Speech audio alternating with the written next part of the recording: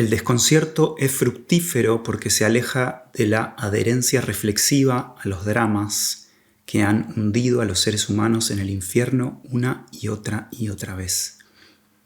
Esa es una cita de Charles Eisenstein. El desconcierto es fructífero porque se aleja de la adherencia al drama. La adherencia, podemos decir, la identificación al drama que ha hundido a los seres humanos en el infierno una y otra vez. Más. Voy a hablar de la película Más. Es una película de 2021 escrita y dirigida por el director Frank Kranz, en la que,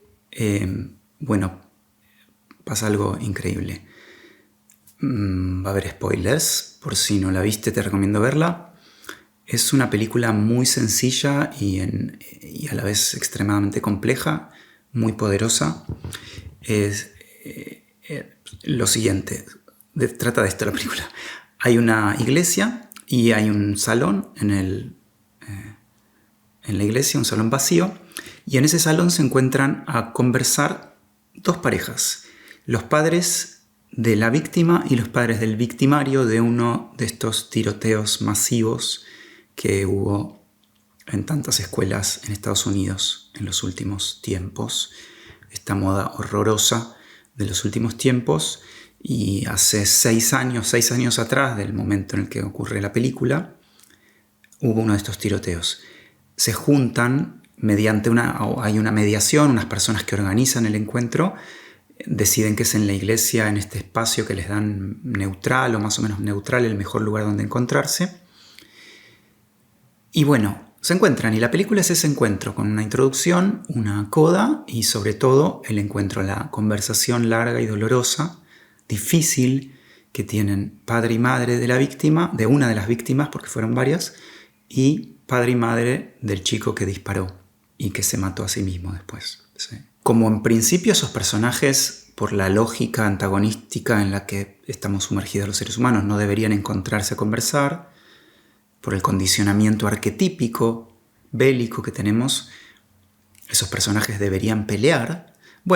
El planteo de la película y lo que se proponen los personajes, consciente e inconscientemente, es en sí muy valiente, muy audaz, porque están yendo a contracorriente de la inercia, que es cómo van a encontrarse a conversar, es decir, abrirse. Por definición, conversar es abrirnos al otro, a la otredad. ¿Cómo van a encontrarse a conversar y abrirse a la otredad los padres de la víctima y los padres del victimario?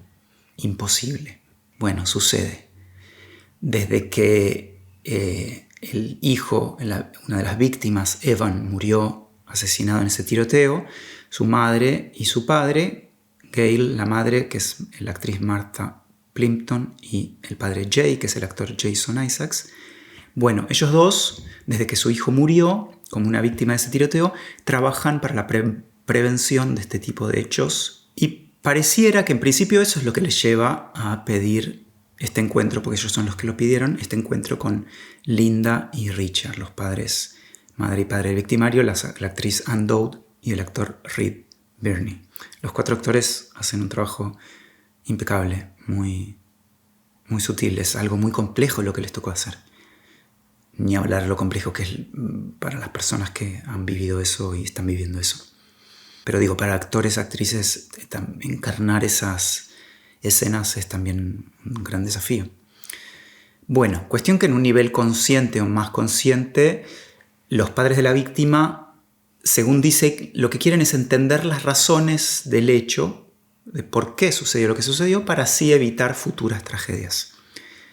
Pero detrás de esa motivación aparente, lo que vamos a ir descubriendo durante la película es que hay otras necesidades tal vez más profundas. Y solo esta conversación larga y rasposa va a permitir que estas necesidades más profundas salgan a la luz. ¿Sí? Entonces tenemos estos 4 seres humanos en una habitación, 4 actores en un solo decorado y una cámara que intenta, desde todos los ángulos posibles, acercarse a esta situación tan compleja, como si la situación, por su complejidad, necesitara la mayor cantidad de perspectivas posibles. Ahí es notable cómo la cámara va adoptando casi que una infinidad de puntos de vista.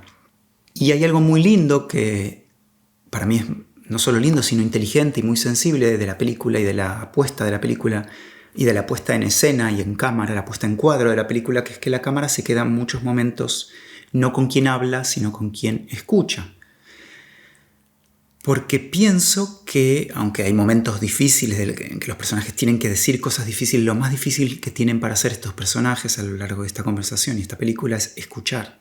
Entonces la cámara, tal vez sensible a esa realidad de que lo más difícil que hay que hacer es escuchar más que decir, se queda muchos momentos con quienes escuchan. En general en las películas el plano va al que habla. Es raro que una película siempre, sí, muestra, pero que se quede un largo rato con quien escuche no es tan normal, como no es normal en una conversación con gente, en un lugar, en la vida cotidiana, prestar atención, mirar a quien está escuchando y no hablando. Si uno, por ejemplo, en una conversación grupal está hablando A, pero uno está mirando a B y lo notan los demás, es raro. ¿Sí? Como si hubiera un código implícito que dice que yo tengo que mirar al que está hablando y no a una de las personas que está escuchando. Entonces, si estoy mirando a alguien que está escuchando cuando no está hablando y mi mirada dura, bueno, esa persona o los otros pueden empezar a sospechar que me gusta, que quiero algo, que no sé qué.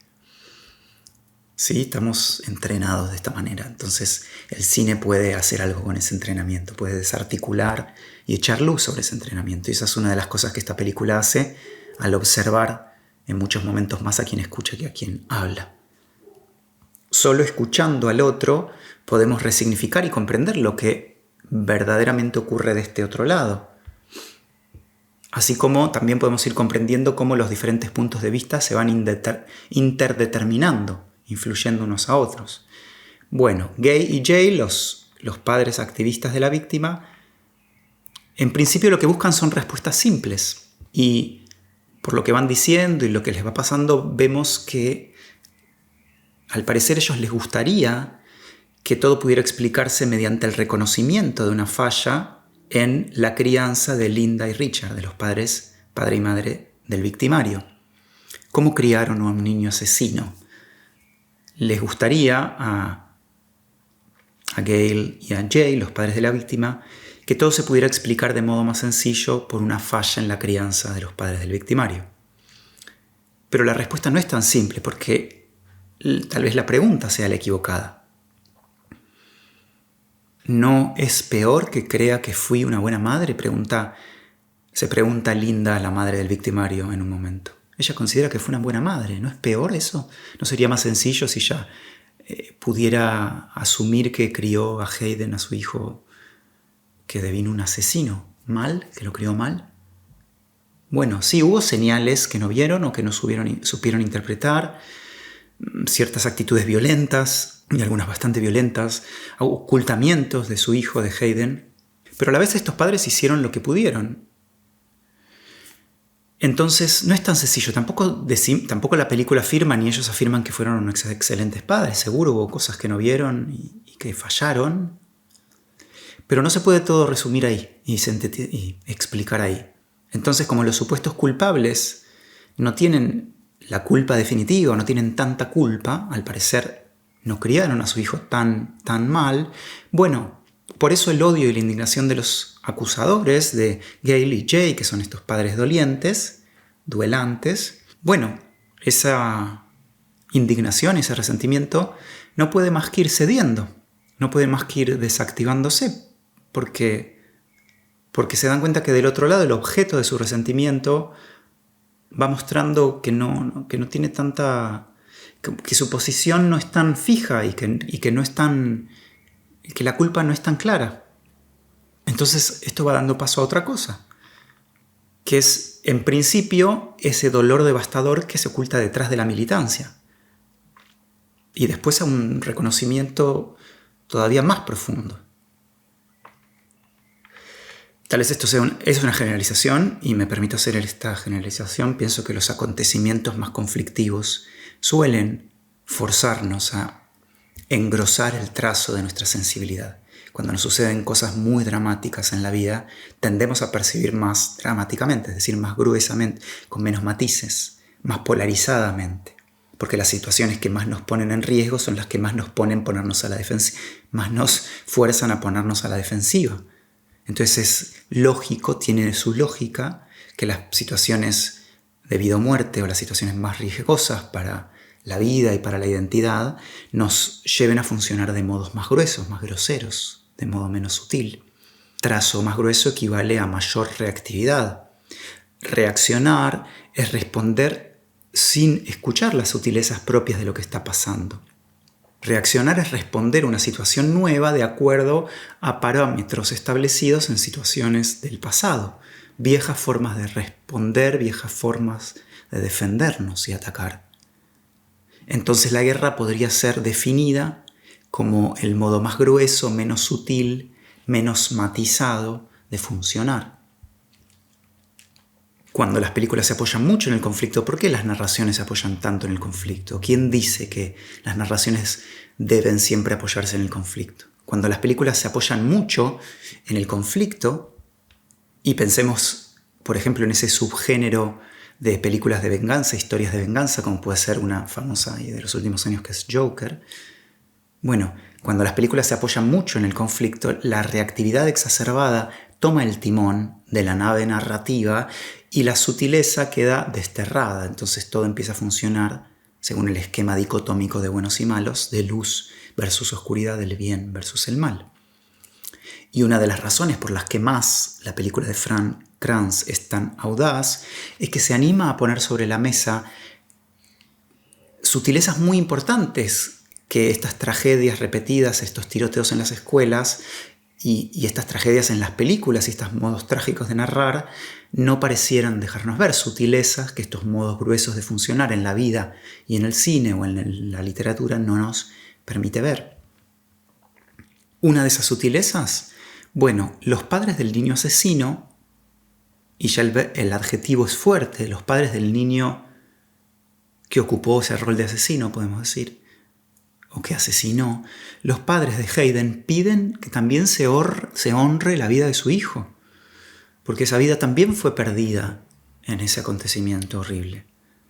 Entonces, ¿por qué no pensar que el niño perpetrador, el victimario, también fue víctima, digamos, de un sistema ciego a la desesperación, a la soledad, a la angustia de sus niños, de sus jóvenes?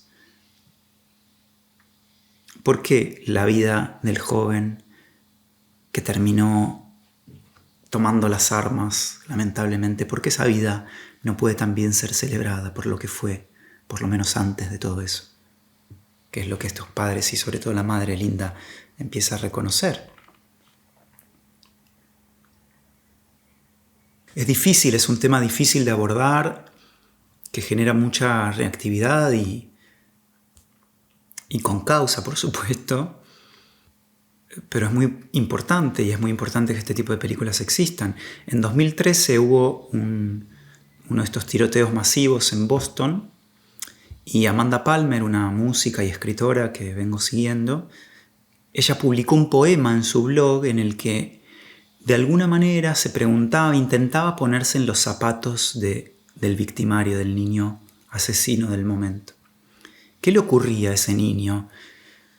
Se preguntaba Amanda Palmer, ¿qué le ocurría que le llevó a hacer lo que hizo? Y bueno, ella recibió críticas muy feroces, muy enfurecidas y hasta amenazas, apoyadas en la idea cómo te vas a poner en los zapatos de un asesino. Y ella un tiempo después, dio una charla, una especie de discurso y respondió algo así: eso es justamente lo que necesitamos hacer. Y eso es tal vez lo que intenta hacer esta película, que es ponerse en los zapatos en los que menos queremos ponernos. Y no para justificar ni perdonar, sino para intentar comprender. Eso es en principio lo que intentan hacer Jay y Gail, los padres de la víctima. Y bueno, los padres del victimario, Linda y Richard, tuvieron que rogar para que dieran entierro a su hijo. Como si su duelo fuera algo, como dicen, fuera de alcance, como si su dolor no fuera parte, como si por ser los supuestos responsables de haber criado a un asesino, no tuvieran el derecho de duelar, de doler.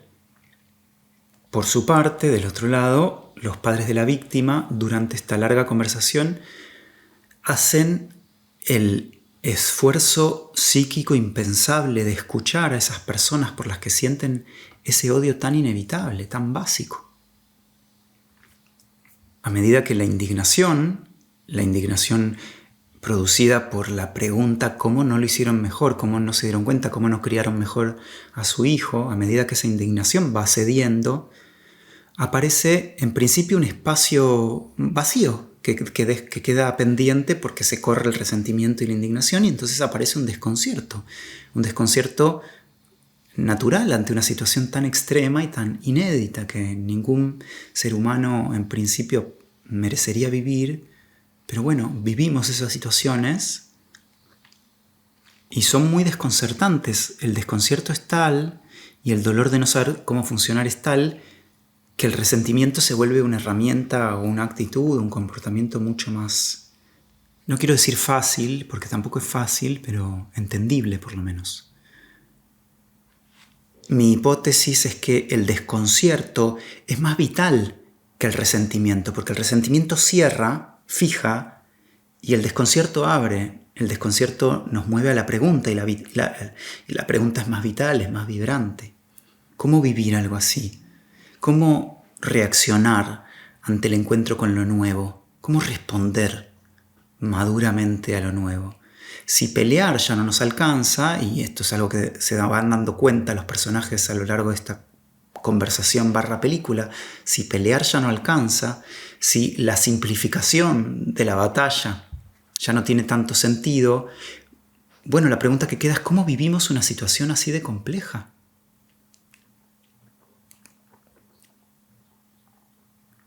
Más allá de las supuestas intenciones o las intenciones primeras para el encuentro, hay algo más que llama a estos personajes a acercarse a tamaña complejidad. Gale y Jay quieren entender el porqué de lo ocurrido, quieren razones para que la muerte de su hijo al menos tenga algún sentido, al menos significa algo. Y tal vez por eso militan, porque quieren darle a la muerte de su hijo por lo menos el sentido de salvar otras vidas. Pero bueno, eso también es puesto en juego. ¿Crees que poniéndole una palabra lo podrás entender y así sentirte a salvo? Le dice el padre del victimario. Es nuestro trabajo ayudar, responde la madre de la víctima. Y ahí ella cuenta que le prometió a su hijo muerto que su vida violentamente arrancada significaría algo, que gracias a lo ocurrido, al menos las cosas en adelante podrían cambiar. Pero ahí Linda, la madre del victimario, le propone a Gale pensar, o por lo menos hacerse la pregunta, ¿por qué cargar a la muerte de tu niño con la responsabilidad, el peso de tener que significar algo o de servir a los demás? Y con esta pregunta se nos da el espacio para preguntarnos, ¿será que esa búsqueda de sentido es una forma de evitar el dolor profundo de la pérdida? ¿Será que Gale intenta que la muerte de su hijo signifique algo como forma de no asumir el dolor profundo de haberlo perdido? Déjalo descansar, le dicen. El niño no tiene por qué cambiar al mundo, no tiene que cambiar al mundo. Y ahí Gale, la madre de la víctima, les dice a los padres del victimario que confiesa llegar, la película va avanzando y va entrando en sutilezas, es impresionante, el guión es impresionante y es impresionante cómo lo actuaron. Gale, la madre de la víctima, dice a los padres del victimario que tenía miedo de que si ella los perdonaba a ellos, entonces perdería a su hijo. Como si le debiera a su hijo, al menos le debiera el resentimiento, el odio, una idea de justicia. Como si esa militancia fuera lo que la mantenía a ella unida, a su pequeño. Esto es un terreno que van ganando muy a poco los personajes, es muy lindo, yo estoy resumiendo para dar cuenta de cómo la película va abriendo este campo para el desconcierto, pero la película dura no me acuerdo, entre hora y media y 2 horas. y es un proceso largo y doloroso, así que si no la viste te recomiendo verla y escucharla. Y bueno, en un momento Gail llega a decirles a Linda y Richard, la madre de la víctima, llega a decir a los padres, a la padre y a la madre del victimario, le llega a decir, los perdono. Y no solo un decirlo, está en ese momento sintiendo, más allá de que después le puedan otro día pasar otras cosas, o vuelva unos casilleros hacia atrás en el juego. En ese momento lo dice porque se nota que lo está viviendo. También perdono a Hayden, el niño que mató a mi hijo, porque sé que él estaba perdido. Lo perdono porque ya no puedo vivir así. Es este terrible dolor por desear un pasado diferente. No puedo seguir viviendo con este dolor de desear que las cosas hayan ocurrido de modo diferente. Y ahí la película da un salto. Sostener resentimientos, sostener posiciones, sostener antagonismos, pide mucha energía. Tal vez sea sutil, pero el giro que hace Gail, la madre de la víctima, en ese momento es notable.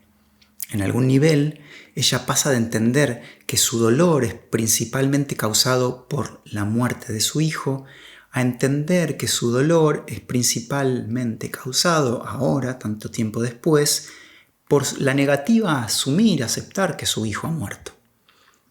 Ella no puede cambiar el pasado y sostener esa lucha contra la realidad es agotador y doloroso.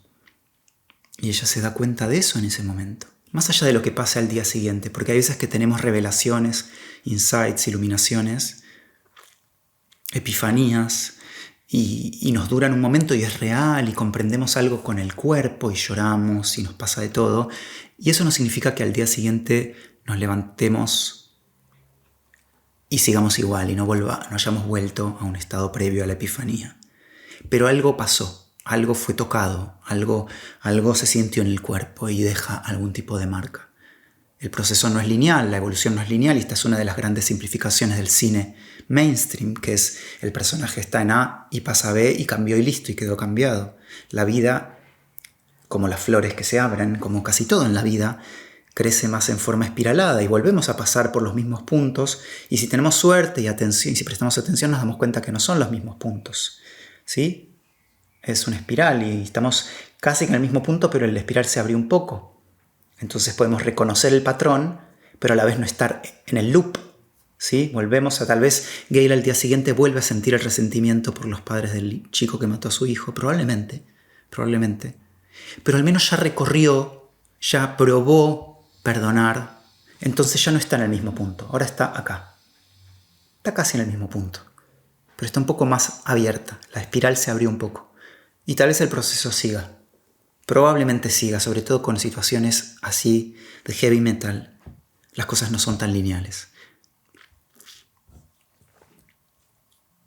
Sí, ella no puede cambiar el pasado y es intentar, o no intentar cambiarlo, pero sostener esa lucha con lo que pasó, lo que más le está doliendo. Eso es lo que ella se da cuenta y no solo le duele, sino que la agota. Si el resentimiento es la forma constipada en que la identidad se organiza alrededor de la idea «esto no debería haber ocurrido», perdonar sería un gesto de aceptación, digamos de reconciliación. Pensemos al resentimiento como un no haber sentido. Estoy resentido, no he sentido. No he sentido, estoy resentido. Me niego a sentir algo, entonces estoy resentido. Estoy contrayéndome para no sentir, para no atravesar un dolor que tarde o temprano voy a tener que atravesar.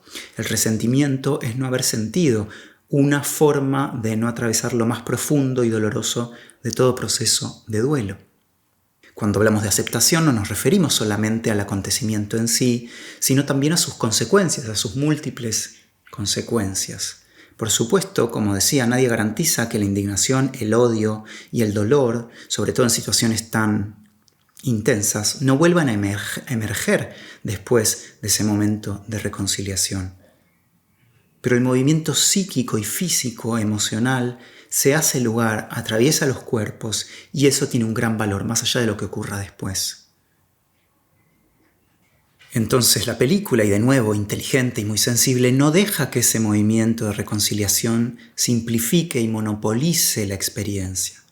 Y esto lo vemos en ese final, en ese intento de cierre de la ceremonia que hacen los 4, que se sientan en una especie de círculo y cada uno vive la cosa a su manera. Y Richard, el padre del victimario, es claro que no queda en paz. ¿Por qué? Bueno, no lo sabemos a ciencia cierta, pero tiene razones para no estar en paz.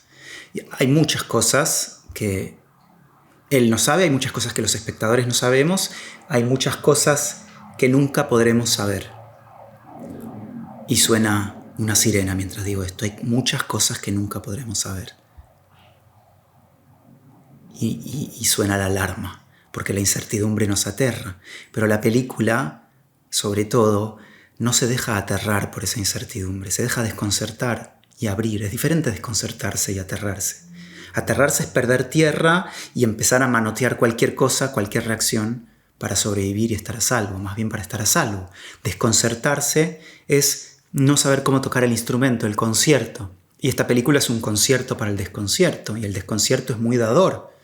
El desconcierto, como dice Eisenstein, es muy fructífero porque nos libera de ese drama, de la identificación fácil con el drama, con el lugar más arquetípico desde donde siempre reaccionamos luchonamente, bélicamente. El desconcierto nos libera de esa reactividad y nos permite abrirnos a la novedad de una experiencia que no tiene sentido, que es inédita. Entonces que sí o sí nos pide madurar. Y madurar es reconocer la novedad de una situación, la otredad de una situación, la diferencia que nos trae una dificultad, para así poder responder de otra manera, aunque sea un poco nueva, no la misma, no la del círculo repetitivo del loop, sino al menos un poco nueva, la manera de la espiral que nos abre la sensibilidad. El arte como un círculo de contención donde podemos abrirnos más que seguir funcionando en loop como en la vida cotidiana, de modo reactivo y automático. El arte nos permite reconocer que no existe tal loop, no existe tal ficción. La ficción está abierta, siempre está abierta. Solo necesitamos prestar atención, darnos el espacio que esta película nos da para escuchar al otro. Escuchar al otro. Hay muchas cosas que no sabemos y hay muchas cosas que nunca podremos saber, y la película, sobre todo, es lo suficientemente sensible y respetuosa como para no intentar reducir la tremenda complejidad de la situación a una o dos ideas cómodas. No hay nada cómodo aquí, en esta experiencia, en esta película, no hay nada cómodo.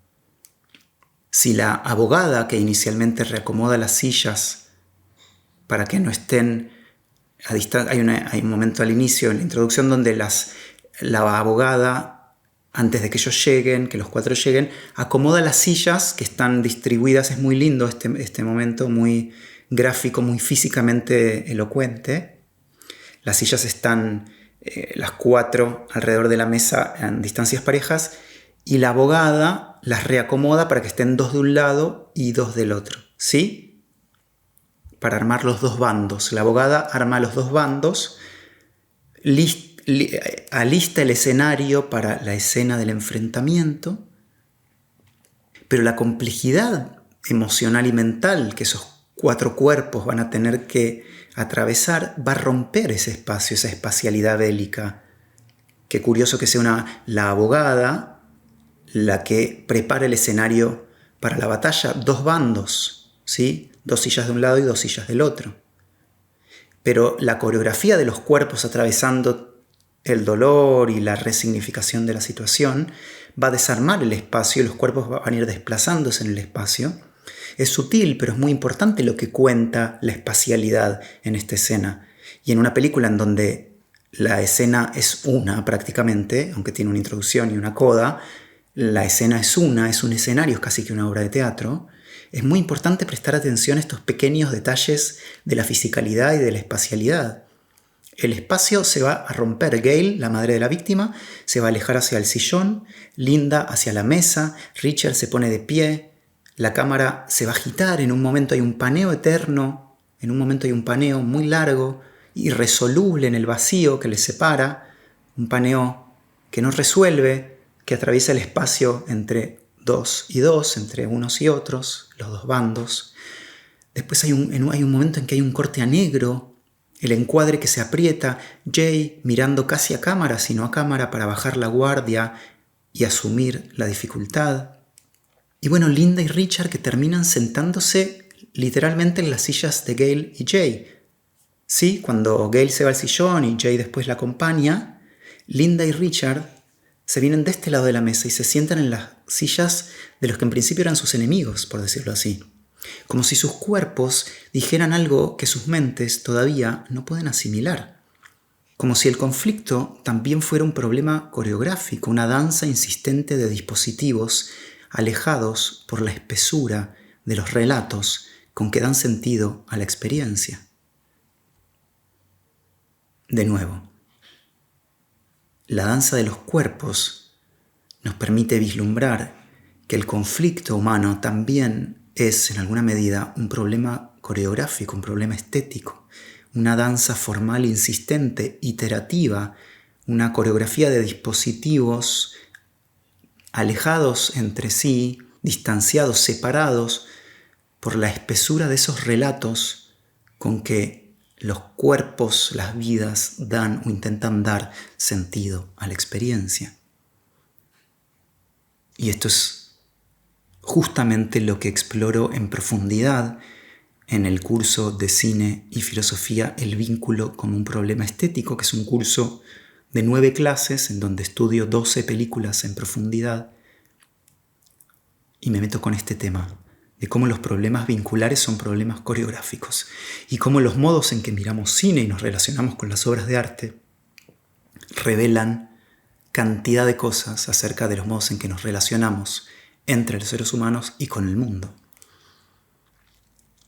Y además, no sé cuándo estarás escuchando este episodio, pero probablemente si lo estás escuchando pronto, desde que lo grabé, esté en una oferta increíble, así que entra en la página de reticularfilms.com, la pestaña de cursos, El vínculo como un problema estético, ahí vas a ver de qué se trata y podés escribirme a hadasirkin@gmail.com o por Instagram a hadasirkin.art, además de empezar a seguirme si no me seguís todavía, por supuesto. Y me escribís y decís quiero el curso en promoción. Si todavía está en promoción, te digo cómo tenerlo. Ahí me meto a explorar esto en profundidad. La iglesia, la música que entra a través de una puerta, cierta sugerencia de lo luminoso y hasta cierta comedia que la película se permite en esta torpeza que muestran los personajes que asisten en la preparación de la ceremonia. Además de la abogada, están los chicos que trabajan o tal vez son voluntarios en la iglesia, son los que preparan el espacio y en ellos hay claramente una decisión por una clave cómica que para mí es muy inteligente también, darle a esos personajes una ligereza para llevar algo de comedia a esta situación tan dramática. Y ellos colaboran con el sostenimiento de esta complejidad que está llena de matices. ¿Qué les pasa a estos otros personajes que asisten como testigos al antes y el después de esta escena? Bueno, para cerrar, para abrir, la mayoría de las sutilezas de esta obra no sé si las puedo expresar aquí con estas palabras, y por suerte la minucia expresiva de los actores y del movimiento estético de la obra dice mucho más, y a diferencia de lo que suele verse en el cine más mainstream, la mirada de la dirección en este caso se ubica en una zona de humildad, que es una humildad para mí necesaria y poética y muy necesaria ante una de las experiencias más extremas e intrincadas del acontecer humano. Y en relación a esto te invito a ir hacia atrás al episodio sobre la miniserie Adolescencia, en donde también estudio cómo el problema formal de la serie, de la miniserie, que es esta decisión de haber grabado cada episodio en un plano secuencia, en una sola larga toma de 1 hora, tiene implicancias temáticas profundas, filosóficas, sensibles, perceptivas y estéticas. No es solo un adorno el haber decidido filmar así, como en este caso en Más, no es solo un adorno el que los personajes se cambien de posiciones, que sus cuerpos varíen la espacialidad, que las sillas se acomoden de determinada manera, que la cámara haga ese paneo lento, derivativo entre los cuerpos, etc. ¿Sí? El problema estético, el problema formal de la obra de arte, el cuerpo de la obra de arte generando sentido. Bueno, espero que esto te haya interesado. Si te interesó, gracias por prestar atención, por llegar hasta aquí. Te invito a seguir el podcast El Espectador Inquieto, a recomendarlo, a pasarle este episodio a alguien que le pueda gustar. Eso me ayuda un montón y te lo agradezco mucho. Te invito a donar si te gusta mi trabajo para que puedas seguir investigando y creando estos materiales que en principio son de distribución gratuita. Te invito a a entrar en mi curso de cine y filosofía, a mis talleres de escritura, a mis talleres de ficción, el arte de la ficción, a ir a mis masterclass gratuitas, a seguirme en Instagram y todo eso. Bueno, y nos vemos, nos escuchamos en el próximo episodio y muchas gracias. Y anda a ver la peli. Muac.